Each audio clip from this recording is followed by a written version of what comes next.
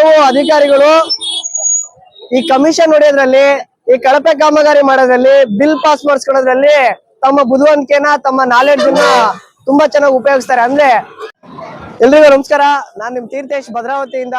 ನಮ್ಮ ಭದ್ರಾವತಿ ತಾಲೂಕು ಹಿತರಕ್ಷಣಾ ವೇದಿಕೆಯಿಂದ ಇವತ್ತು ಒಂದು ಕಂಪ್ಲೇಂಟ್ ಬಂದಿತ್ತು. ಅಂದ್ರೆ ನಮ್ಮ ಸಂಘಟನೆಗೆ ಒಂದು ಕಂಪ್ಲೇಂಟ್ ಬಂದಿತ್ತು. ಕಾರಣ ಏನ್ ಕಂಪ್ಲೇಂಟ್ ಅಂತ ಅಂದ್ರೆ, ಭದ್ರಾವತಿಯ ಹೃದಯ ಭಾಗದಲ್ಲಿರುವಂತ KSRTC ಬಸ್ ಸ್ಟ್ಯಾಂಡ್ ನಿಲ್ದಾಣದ ಎದುರುಗಡೆ ಒಂದು ಪಾರ್ಕಿಂಗ್ ವ್ಯವಸ್ಥೆ ಸರಿಯಾದ ರೀತಿಲಿ ಇಲ್ಲ, ಅವೈಜ್ಞಾನಿಕವಾಗಿದೆ. ಮತ್ತೆ ಇಲ್ಲಿ ಸಾರ್ವಜನಿಕರು ಬಂದ್ರೆ ಪೇಯ್ಡ್ ಅಂದ್ರೆ ಅದನ್ನ ನಿಲ್ಸೋದಿಕ್ಕೆ ಅಂತಾನೆ ಹೇಳ್ಬಿಟ್ಟು ದುಡ್ಡು ಕೊಟ್ಬಿಟ್ಟು ನಿಲ್ಸೋದಿಕ್ಕೆ ಆ ಕಡೆ ಒಂದು ವ್ಯವಸ್ಥೆ ಇದೆ. ಆದ್ರೆ ನಮಗೆ ಸರ್ಕಾರದಿಂದ ಸಿಗ್ಬೇಕಾಗಿರೋಂತ ಏನು ಸೌಕರ್ಯಗಳಲ್ಲಿ, ಏನು ಪಾದಚಾರಿ ರಸ್ತೆಗಳು ಸಂಚರಿಸಕ್ಕೆ ಮಾಡಿರುವಂತ ನಗರಸಭೆಯಿಂದ ಮಾಡಿರುವಂತ ಒಂದು ಆ ಫುಟ್ಪಾತ್ ಇದೆ, ಆ ಫುಟ್ಪಾತ್ ಅನ್ನ ಇವತ್ತು ಪಾರ್ಕಿಂಗ್ ವ್ಯವಸ್ಥೆಗೆ ಮಾಡ್ಬಿಟ್ಟಿದ್ದಾರೆ ನಗರಸಭೆಯವರು. ನೋಡ್ತಾ ಇರ್ಬೋದು, ಇಲ್ಲೆಲ್ಲ ವಾಹನಗಳು ನಿಲ್ಸಿದ್ದಾರೆ.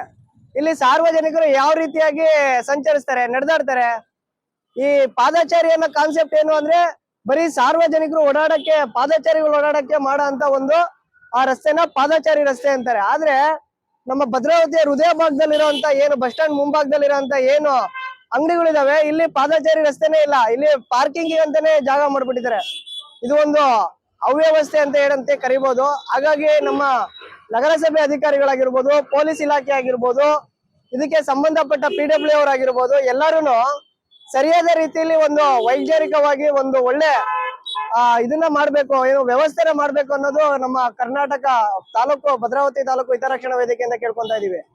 ಇದನ್ನ ಯಾವ ರೀತಿಯಾಗಿ ಮಾಡ್ಬೇಕು ಅನ್ನೋದು ನಮ್ಮ ಕೆಲವು ವಿಚಾರವಂತರುಗಳು ತಿಳಿಸಿದ್ದಾರೆ. ಏನು ವಿಚಾರಗಳು ಅಂತ ಅಂದ್ರೆ, ಏನ್ ಸ್ಟೀಲ್ ಗ್ರಿಲ್ ನ ಅಳವಡಿಸಿದ್ದಾರೆ. ಇದನ್ನ ಸುಮಾರು ಏನಿಲ್ಲ ಅಂದ್ರೆ ಒಂದು 8 ಅಡಿ ಆಚೆಗೆ ಹಾಕಿ, ಅಂದ್ರೆ ಹಿಂದಕ್ಕೆ ಹಾಕಿ ಇಲ್ಲಿ ಪಾರ್ಕಿಂಗ್ ವ್ಯವಸ್ಥೆ ಮಾಡ್ಬೇಕು, ಸಾರ್ವಜನಿಕರು ಗಾಡಿಗಳು ನಿಲ್ಸೋದಿಕ್ಕೆ. ಇದಕ್ಕೆ ಉತ್ತರ ನಮ್ಮ ನಗರಸಭೆಯವರಾಗಿರ್ಬೋದು, ಸಂಬಂಧಪಟ್ಟ ಇಲಾಖೆಯವರು ಕೊಡೋದು ಏನಂದ್ರೆ, ಇಲ್ಲಿ ಟ್ರಾಫಿಕ್ ಜಾಮ್ ಆಗುತ್ತೆ, ಇಲ್ಲಿ ಬಸ್ಗಳು ಓಡಾಡಕ್ ತೊಂದರೆ ಆಗುತ್ತೆ, ಹಾಗಾಗಿ ಇಲ್ಲಿ ಅದನ್ನ ಮಾಡಕ್ ಬರಲ್ಲ ಅಂತಾರೆ.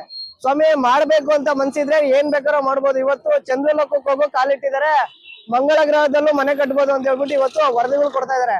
ಅಂತ ಒಂದು ಕಾಲದಲ್ಲಿ ನಾವು ಅಂತ ಒಂದು ಮುಂದುವರೆದ ಕಾಲದಲ್ಲಿ ನಾವು ಇನ್ನೂ ಒಂದು ಪಾರ್ಕಿಂಗ್ ವ್ಯವಸ್ಥೆನ ಸರಿಯಾಗಿ ಮಾಡ್ಕೊಳಕ್ ಆಗ್ತಾ ಇಲ್ಲ ಅಂದ್ರೆ, ನಾವು ಯಾವ ವ್ಯವಸ್ಥೆಯಲ್ಲಿ ಇದೀವಿ, ಹಂಗಾರೆ ನಾವ್ ಇನ್ನೂ ಅಭಿವೃದ್ಧಿ ಆಗಿಲ್ವಾ, ನಾವ್ ಇನ್ನೂ ಮುಂದಕ್ಕೆ ಹೋಗಿಲ್ವಾ ಅನ್ನೋ ಒಂದು ಪ್ರಶ್ನೆ ನಮಗೆ ಕಾಡುತ್ತೆ.